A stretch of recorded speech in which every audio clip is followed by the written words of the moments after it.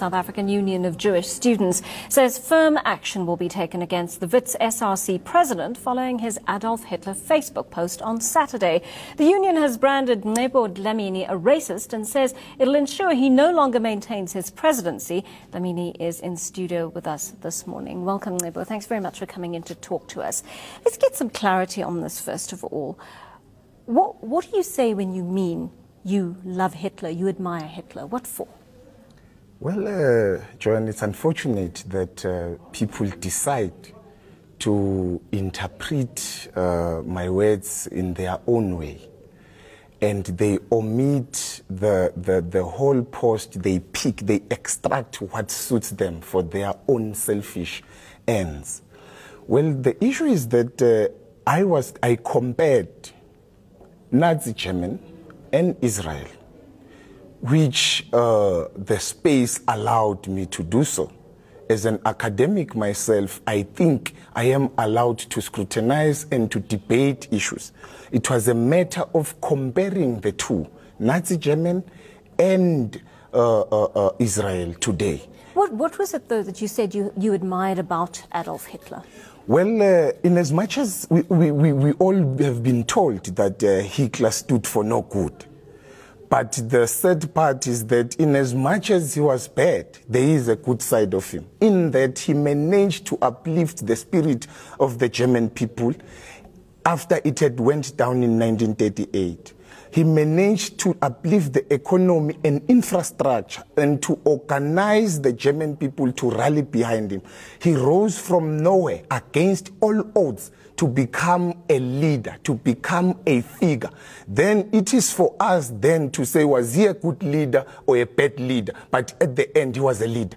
Fair enough. I understand that, you're seeing the two sides of the individual here, but he used nationalism and he used particular techniques to foster that nationalism in order to grow his country. And some of those techniques included fear, they included marginalization of the Jews and other groups like communists, like homosexuals, like mixed German children known as the Rhineland bastards who were half black and half German. He used brainwashing and discrimination. Is that the way one wants to go about building organizational skills or indeed building a country? To tell you the truth, Joan, currently we are seeing organizations, we are seeing movements, we are seeing countries as a whole collapsing because leaders are failing to sell their idea to their people. Hitler managed to sell whether he's evil to the people, and they believed it and they supported him. What is happening today, we see people wanting to lead themselves because there are no influential leaders anymore. For me, I am saying I admire his organizational abilities in that he managed to influence a nation. Let us not forget that Hitler was not a German by birth. For him to come from another country to lead a powerful nation like Germany, it says a lot about the man. You make an interesting statement here, but there are others perhaps closer home that you might want to look at and say, for example, you must if you admire Hitler's organization skills, you must give credit to someone like Hendrik Verwoerd, the architect of apartheid, for his organizational skills. He managed successfully to use a minority idea and ideology to dominate an entire majority of people using oppression. You might want to have a look not so far away at the Rwandan Tutsi government, who managed to wipe out hundreds of thousands of people in a very short space of time, also by their fantastic, although wicked, organizational skills. Surely you do, in a similar vein, admire those people. Well, Joanne, you have said it. Let me tell you, there is nothing wrong. There are people who are admiring Cecil Rhodes today. When black students in UCT were saying Cecil Rhodes must fall, there were white people who were defending it, bringing the good side of him, saying let's ignore the bad side of him. We didn't take them to Human Rights Commission. Now I am saying there are white people who are defending Napoleon Bonaparte even today. There are people who are defending Leopold today. There are people who are defending George Bush, Tony Blair today, when they all have blood in their hands. What is wrong, therefore, for me to say, yes, Adolf Hitler, bad as he was, let us look at the good side. Was he that bad that there's nothing good about him? Then how did he manage to wage a world war, to even bring Germany to what it was? We are not saying that the killing 6 million of Jewish people is justified. It is not justifiable. But I am saying his organizational skills, that's what I admire from him. And what puzzles me is that people make the Jewish Holocaust to be worse than the black Holocaust, the black apartheid. They are making the Jewish Holocaust to be worse than apartheid itself. Black people were killed. Black people were slaughtered. By your DPS, they sucked our country dry. Try with your Sanlam, with your Oppenheimers. But no one is talking about that because we are running away from engaging issues. When we bring issues, they bring anti-Semitism, they bring racism. A black man can't be racist. But are you stating that as a fact? Yes, black men can't be racist. How is that? How is that because possible? Because racism, Joanne, it's power. Racism is power.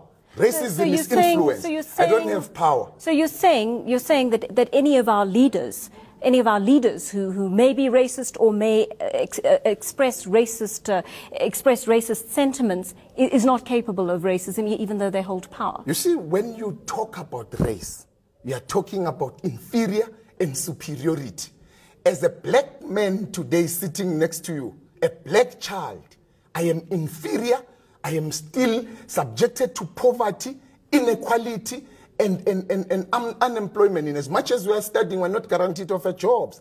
Now, a black man can't be racist because we don't have power and we don't have influence. Race is when you use your power and influence to subject people into inferiority.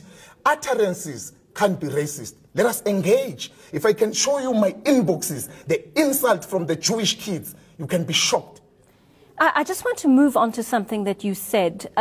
You wrote that every white person has an element of Adolf Hitler, and that what element of Adolf Hitler would that be? Hate and racism. So power mongers. Are you saying colonizers? Are you saying that whites like George Bezos, for example, who participated in the liberation struggle, someone like that has an element of Adolf Hitler in him? Well, you see, I am generalizing. Yes, but is that not a dangerous thing? You're an academic, yes, to be fair. Yeah, I am. And you know that generalizations are the absolute anathema of academia. Yes. And you have made a blanket statement that all whites have an element of Adolf Hitler in them. There is an element of Adolf Hitler in all white people. And I still maintain that. And this is my argument. They have blood in their hands. When we say they have blood in their hands, we are not saying him, George Bezos, went and killed. But white people colonized us. They dispersed us. They enslaved our people. They sucked our economy dry. They are still sucking it dry even today. That's white people. Tony Blair, George Bush, Napoleon Bonaparte, Leopold, Adolf Hitler, Benjamin Netanyahu, all white people, they are the same. They are racist and they are full of hate. Well, I mean, judging from what you've said, many people may feel the same way about you after this interview. But I'm interested in this last statement you made, and this is our last one before I let you go, Mncebo. The same way I love Robert Mugabe, it has nothing to do with white people. Is it permissible for a black leader to oppress his people and get away with it because he's the same color as they are? No. So you don't think Robert Mugabe perhaps has an element of Adolf Hitler in him? Well, or any other leader of color who has oppressed his people over the centuries? Let me tell you something. I love Robert Mugabe. I admire Robert Mugabe because white people made him to be what he is. They made him to look evil because that's their role, to make all of us black people to look evil and to hate ourselves. I can't hate Robert Mugabe. I love Robert Mugabe for what he did for Zimbabwe. Let me tell you, South Africa is still going to go that way of Zimbabwe. And Zimbabwe's economy is actually going up and our economy is going down because we have leaders who are scared of white people. Thanks very much for coming in to talk to us today. Mncebo Dlamini is, of course, the SRC president at Wits University.